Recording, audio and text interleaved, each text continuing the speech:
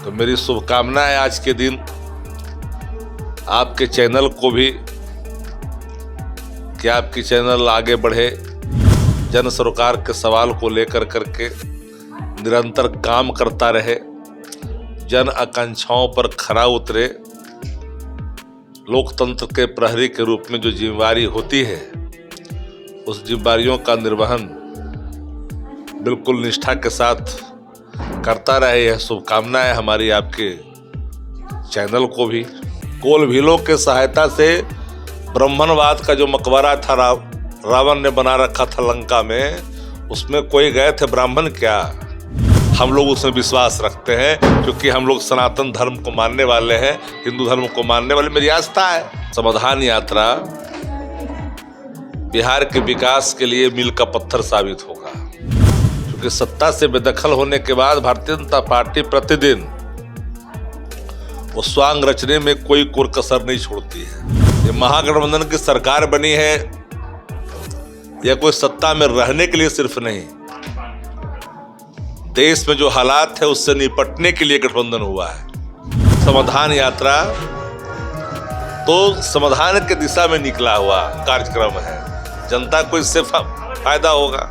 आदरणीय लालू प्रसाद जी का kidney transplant हुआ है, सिंगापुर में है, स्वास्थ्य लाभ ले रहा है।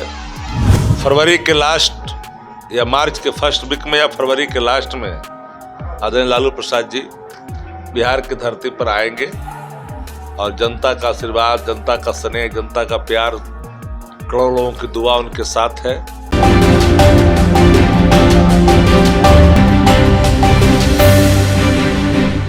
अभी हमारे साथ मौजूद है आरजेडी के प्रवक्ता शक्ति यादव सर जी। सर, आपका हमारे चैनल रब्जी लाइव में बहुत बहुत स्वागत है। आपका भी स्वागत है। सर, आज यहाँ पे संपाचक में द पार्टी पॉइंट का ओपनिंग हो रहा है। सर, इसके बारे में सर आप क्या कहें? देखिए, मकर संक्रांति संपन्न हुआ है और अब शुभ कार्य के दिन भी आज से शुरू हो गया है। आज के बाद गृह प्रवेश, शादी ब्याह के मुहूर्त अब निकलना शुरू होगा। तो खरमास समाप्ति के बाद जब शुभ दिन आते हैं तो शुभ अनुष्ठान भी होते हैं। तो आज जो आप जिस बैंकेट हॉल के उद्घाटन में आप जहाँ पहुंची हैं, इस इलाके में उन तमाम लोगों के लिए एक सहूलियत मिलेगी जो लोग शादी ब्याह के लिए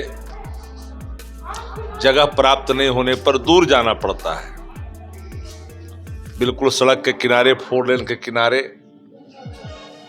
इसका लोकेशन इतना रिच है कि अगल बगल के गांव के लोग बरसात में भी अगर लगन हो तो उन परिस्थितियों में भी लगन अनुष्ठान का कार्यक्रम लगनता से संपन्न होगा। तो मेरी शुभकामनाएं आज के दिन आपके चैनल को भी कि आपकी चैनल आगे बढ़े, जन सरोकार के सवाल को लेकर करके निरंतर काम करता रहे, जन आकांक्षाओं पर खरा उतरे। लोकतंत्र के प्रहरी के रूप में जो जिम्मेवारी होती है, उस जिम्मेवारियों का निर्वहन बिल्कुल निष्ठा के साथ करता रहे। यह शुभकामनाएं हमारी आपके चैनल को भी। सर, अभी जैसे कि समाधान यात्रा पे नीतीश कुमार निकले हुए हैं, तो उनके विपक्ष में अप्रत्यक्ष या प्रत्यक्ष रूप से सभी लोग बातें बोल रहे हैं, तो उस समाधान यात्रा को आप किस नज़र से देख रहे हैं?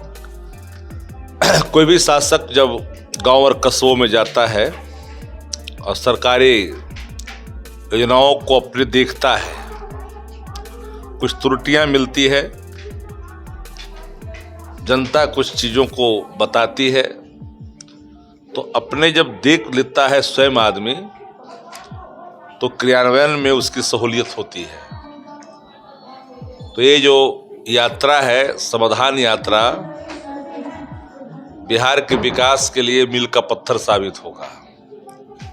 हाँ, ये बात सत्य है कि एक तरह जो समाधान यात्रा बिहार जिले जिले में आयोजित हो रहे हैं, मुख्यमंत्री जा रहे हैं, गांव और कस्बों को देख रहे हैं, योजनाओं के क्रियान्वयन की दशा और दिशा दोनों देख रहे हैं, तो भाजपा के अंदर एक व्यवधान पैदा हो गया है और आंतरिक कलह भाजपा के अंदर भी पूरा है। क्योंकि सत्ता से बेदखल होने के बाद भारतीय जनता पार्टी प्रतिदिन वो स्वांग रचने में कोई कोर कसर नहीं छोड़ती है। 17 वर्षों तक गठबंधन में पार्ट ऑफ द गवर्नमेंट की भूमिका में भारतीय जनता पार्टी रही है, तो वो जो लाल टपकता है उनका सत्ता में किसी तरह से घुसने का, कि हम पार्टिसिपेट करें गवर्नमेंट के अंदर, और परिस्थितियां आज बदली हुई है।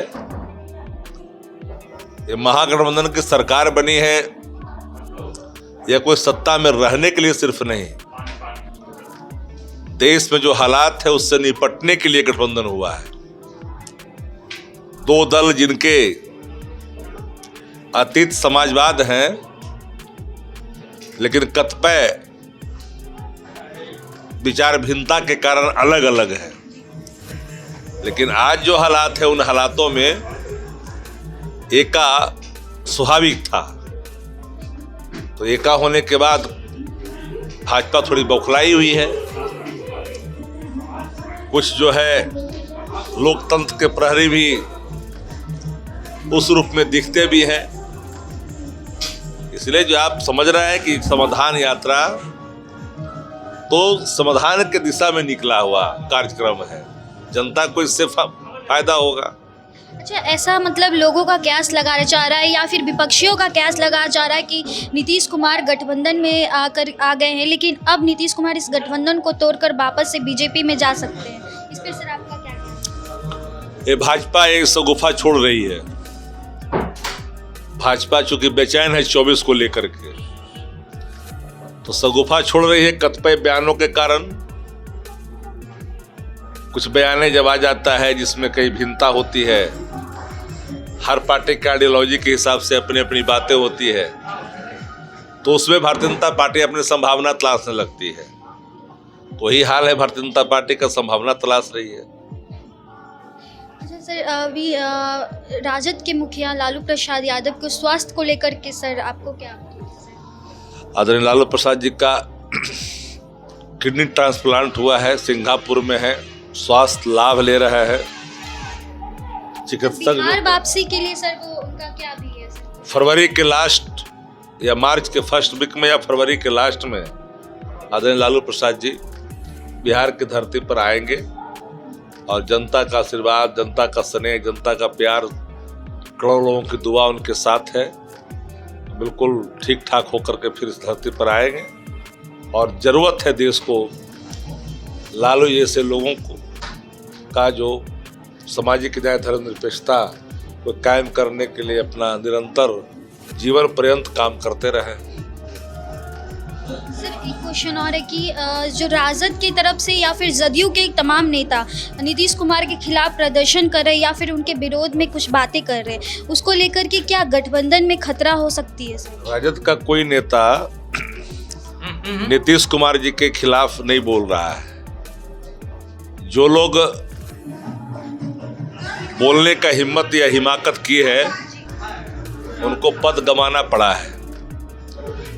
और इधर जिन पंक्तियों को लेकर के विवाद खड़ा हुआ है, रामचरितमानस करोड़ों लोगों की आस्था का केंद्र है। भगवान राम हर जगह है, रोम रोम में है। पर अकबर के समकालीन जिन रचनाकारों ने कुछ पंक्तियां, कुछ चौपाई वर्णित किया है, जो लगता है लोगों को मन में आशंका है कि दलित और पिछड़े अत्यंत पिछड़े के प्रति घृणा का भाव है, तो उस पर अपनी व्याख्या अलग कर रहे हैं। पर रामायण आस्था का केंद्र है और उसमें बहुत सारी चीज मानव मूल्यों का स्थापित करता है। लेकिन एक आध लाइन, अगर एक दो लाइन कहीं अगर मानव मूल्यों को विखंडित करता है तो उसी को लेकर के एक सवाल खड़ा है। लेकिन भगवान राम और रामायण के प्रति सबकी आस्था है। अब लोग सब धर्म का आदर करते हैं। सर जैसे कि अभी रामचरितमानस को लेकर के शिक्षा मंत्री का जो बयान सामने आया था, उसको लेकर के क्या राजद में को कुछ नुकसान हो सकता है? किस बात का नुकसान? कोई पार्टी के नेता या मंत्री जिन विषयों को उन्होंने रखा है वो रामायण के संदर्भ, रामायण तो सबके आस्था का केंद्र है, राम सबके आस्था का पेटेंट थोड़ी है भारतीय जनता पार्टी के। भाजपा का जितना भारतीय जनता पार्टी का नेता है, दुनिया में जितना गाय और बैल और भैंस का जो मांस का निर्यात होता है सब तो भाजपा ही के लोग करते हैं। जैन परिवार भाजपा के अंदर है, तो पेटेंट भगवान को नहीं करा सकते हैं। कोल भीलों के सहायता से ब्राह्मणवाद का जो मकबरा था रावण ने बना रखा था लंका में, उसमें कोई गए थे ब्राह्मण? क्या कोई ब्राह्मण तो नहीं थे साथ में, सब कोल भील था, सब आदिवासी थे, भालू और बानर थे।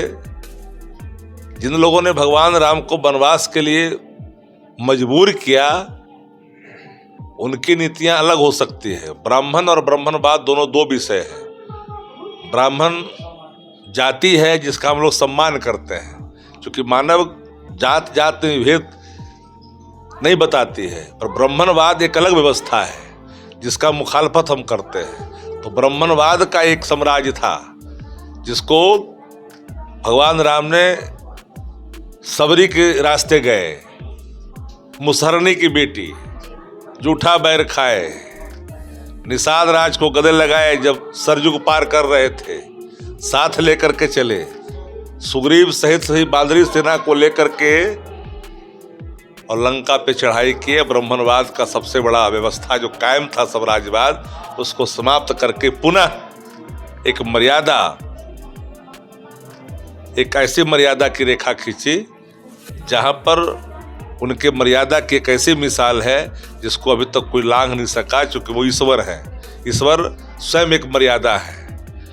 जो लोग क्या क्या बोल जाते हैं, पूजो विप्र सिलगुण हीना, शूद्र न पूजो चतुर पर मीना, ये सब लाइनों पर कहीं आपत्ति है तो बातें हो जाती है, लेकिन उसके कई अलग व्याख्या है, कई चीज़ों की कई संदर्भ में कहे गए हैं। लेकिन राम और रामायण आस्था का केंद्र है, हम लोग उसमें विश्वास रखते हैं, क्योंकि हम लोग सनातन धर्म को मानने वाले हैं, हिंदू धर्म को मानने वाले, मेरी आस्था है। बहुत बहुत धन्यवाद।